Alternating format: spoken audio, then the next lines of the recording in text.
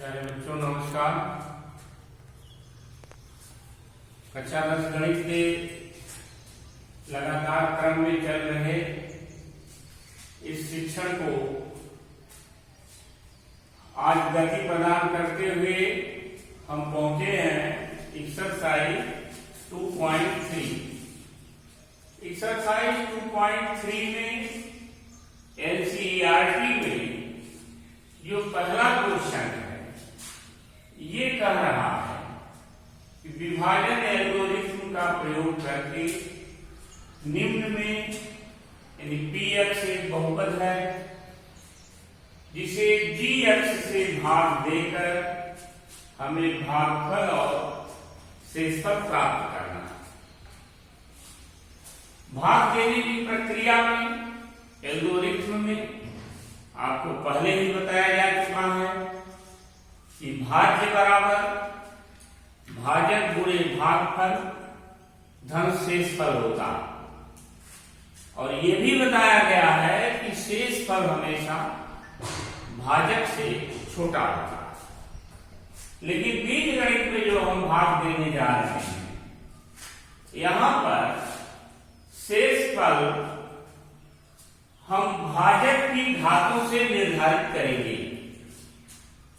जब भाग देते हुए भाग देने के क्रम में शेषफल की घात भाजक के घात से कम हो जाए तो भाग की प्रक्रिया वहां पर रुक जाती है। दिए गए इन तीनों प्रश्नों में हम आपके लिए सबसे पहले प्रश्न नंबर 1 का दूसरा पार्ट जो आप देख रहे हैं इसको समझाएंगे और हमें पूरी उम्मीद है कि इसके आधार पर आप पहले पार्ट को बहुत ही आसानी से कर सकते हैं। अगर थोड़ी भी प्रॉब्लम क्रिएट होती है तो आप कमेंट करिएगा। तो आते हैं हम प्रश्न नंबर 2। अब भाग की क्रिया हम प्रारंभ करते हैं और देखते हैं कि कैसे हम भाग देंगे। पी एक्स यहां पर x पावर 4 x पावर 3 तो ये 3x स्क्वायर प्लस 4x यहां स्क्वायर।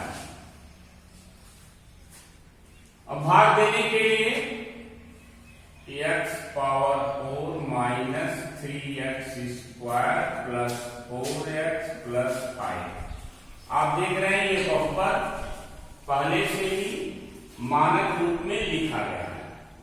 यदि कोई बहुपद मानक रूप में नहीं रहता है तो सबसे पहले आप उसको मानक रूप में बदलते हैं, जैसा पहले बताया जा चुका है। मैं एक बार फिर बता दूं, मानक रूप का अर्थ होता है पदों की घातों को डिसेंडिंग ऑर्डर में यानी गिरते हुए क्रम में व्यवस्थित करना, ये बहुपद का मानक रूप कहलाता है। अच्छा, अब इसका जो भाजक ये मानक रूप में नहीं लिखा गया है तो फिर इसको हम मानक रूप में व्यवस्थित करके ही भाग की क्रिया प्रारंभ करेंगे। तो मानक रूप के लिए x की पावर 2 है, इसके बाद x की एक घात वाला पद आएगा माइनस x प्लस 1। अब हम भाग देंगे। हम ये जानते हैं कि जो भाज्य है वो भाजक और भागफल के गुणनफल का रिजल्ट होता है। लेकिन चूंकि यहां हम बीजगणित में भाग दे रहे हैं तो हम घातों से कंपेयर करेंगे, यानी भाजक की घात और भागफल की घातों का योग इस भाज्य की घात के बराबर होगा। तो हम देख रहे हैं कि ये बहुपद 2 घात का है तो यहाँ भागफल में आने वाला जो बहुपद होगा वो अभी 2 घात का होगा। अब हम x स्क्वायर का उसे गणित के हिसाब से हम इसका पहाड़ा पढ़ते हैं जो इसके पहले पद के बराबर आए, ठीक उसी तरह से बीजगणित में हम घातों की तुलना करते हैं। तो जब x स्क्वायर को x स्क्वायर में आप गुणा करेंगे तो गुणा में घातें जुड़ती हैं x की पावर 4। चिन्हों का ध्यान देना है, चिन्ह असमान होने पर हम चुपचाप ऋण का चिन्ह लगा देंगे। फिर x स्क्वायर को जब x में गुणा करेंगे तो यहाँ x की घात 3 आएगी। फिर चिन्ह दोनों के समान है, धन धन यहाँ धन हो जाएगा और x स्क्वायर का 1 में गुणा करेंगे x स्क्वायर आएगा। अब ध्यान यहां पर देना, x की पावर 4 माइनस x की 3 प्लस x स्क्वायर घटाएंगे। जब हम घटाते हैं तो चिन्हों को बदलते हैं। तो आप देखिए यहां पहले से ही प्लस का चिन्ह था, माइनस हो गया, ये माइनस है तो प्लस हो जाएगा, ये प्लस है तो माइनस हो जाएगा। अब ये पद हमारा कैंसिल हुआ। अब सजाती पदों को जोड़ने और घटाने की बात आई थी जो पहले आपको समझाया जाएगा। तो ध्यान देना होगा कि ये पद इस पद का सजातीय पद नहीं है।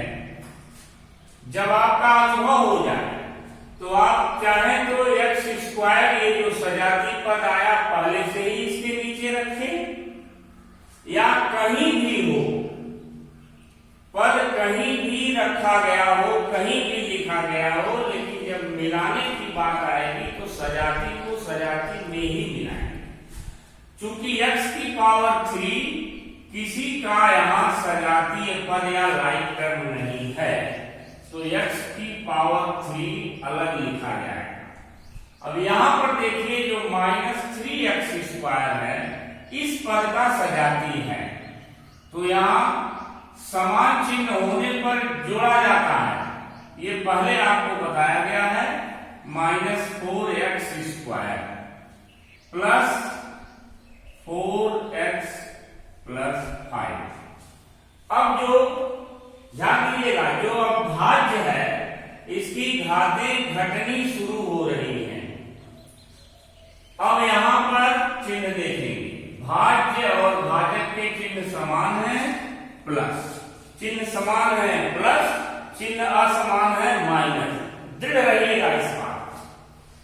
अब x की पावर 3 तब आएगा जब यहां पर x बार ले जाएंगे, दोनों घातें जुड़कर 3 घात के बराबर हो रहा है।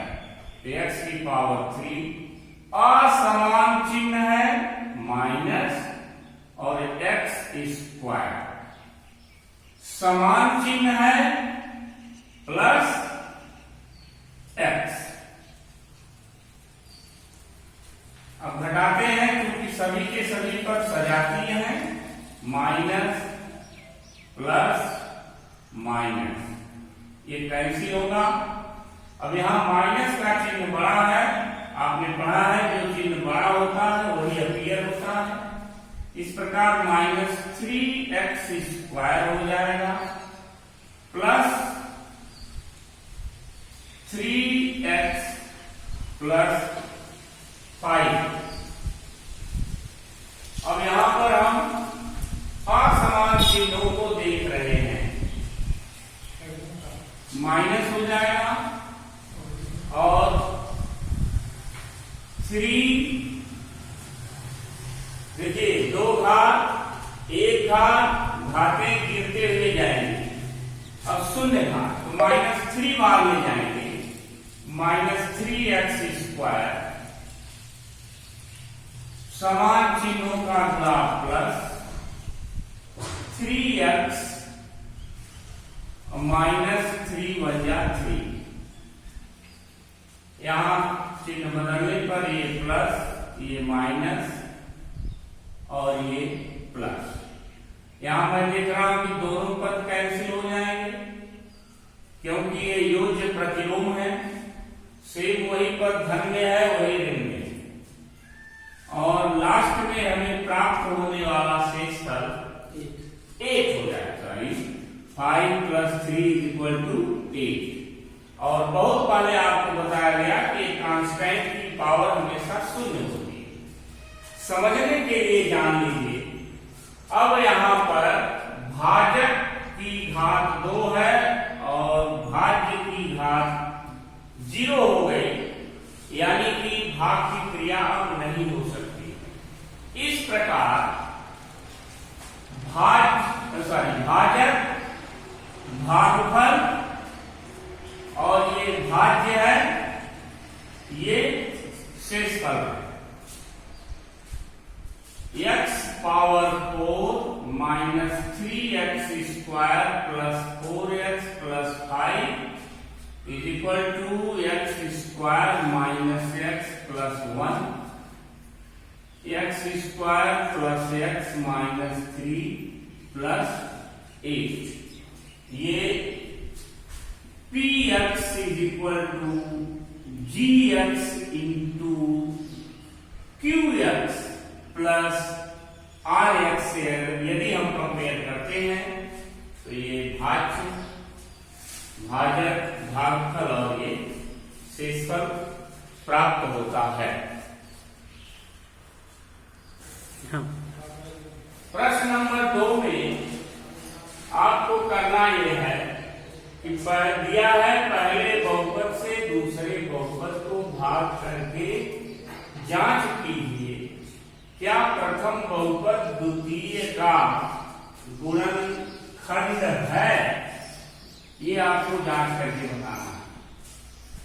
तो ये तो पहले ही बताया जा चुका है कि अगर हम पहले बहुपद से दूसरे बहुपद को डिवाइड करें, यानी भाग दें और शेषफल 0 हो जाए तो क्लियर उसका गुणनखंड है। यदि शेषफल 0 नहीं होता है तो गुणनखंड नहीं।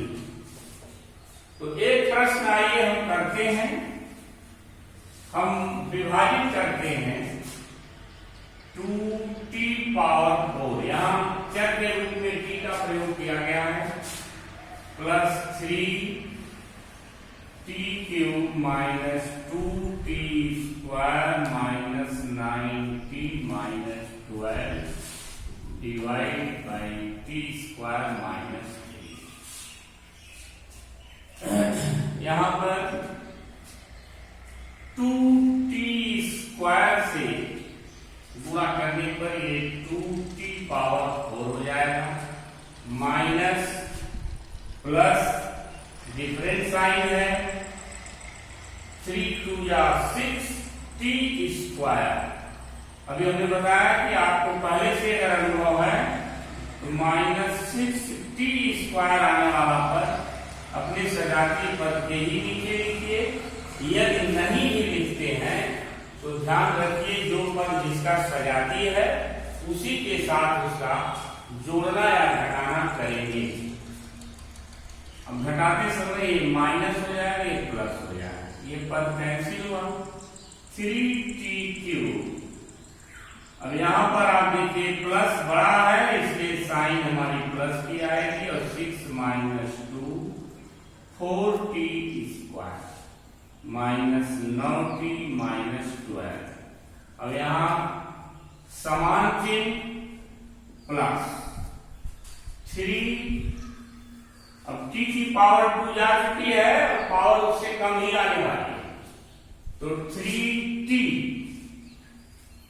अब हम 3t को जब यहां मल्टीप्लाई करते हैं तो 3t³ डिफरेंस साइन है, असमान चिन्ह है, ऋण आएगा और 3 × 3 = 9t सजाती के नीचे लिखाएंगे, माइनस ये प्लस हो जाएगा। इस बार ये दोनों सजातीय पद कैंसिल हो जाएंगे। कैंसिल आउट होने के बाद 4t² - 12।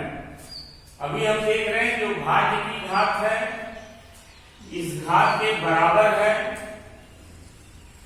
अब समान चिन्ह प्लस 2 घात 1 घात 0 घातें गिनते हुए चलेंगे, तो 4t² असमान चिन्हों का बुरा ऋण, 4 तिया में 12 माइनस प्लस, शेषफल 0 होगा। देखो लिखेंगे अतः पहला बहुपद दूसरे बहुपद का गुणनखंड है। शेषफल 0 हुआ। आप एक लाइन लिखेंगे, व्याख्या लिखेंगे कि शेषफल 0 प्राप्त होता है, इसलिए पहला बहुपद दूसरे बहुपद का गुणनखंड है। शेष 2 क्वेश्चन आप करेंगे। यदि शेषफल 0 होता है तो ये डिसाइड होगा कि गुणनखंड है। यदि शेषफल 0 के अतिरिक्त कुछ और आता है तो गुणनखंड नहीं है। आशा करते हैं, साथ ही साथ हमारा आशीर्वाद, हमारी शुभकामनाएं आपके साथ सदैव बनी रहेंगी। हाथों को सैनिटाइज करिए, अपने मस्तिष्क को सेंट्राइज करिए, सोशल डिस्टेंसिंग का ध्यान देते हुए पढ़ाई में मन लगाइए। ढेर सारी शुभकामनाओं के साथ थैंक यू वेरी मच।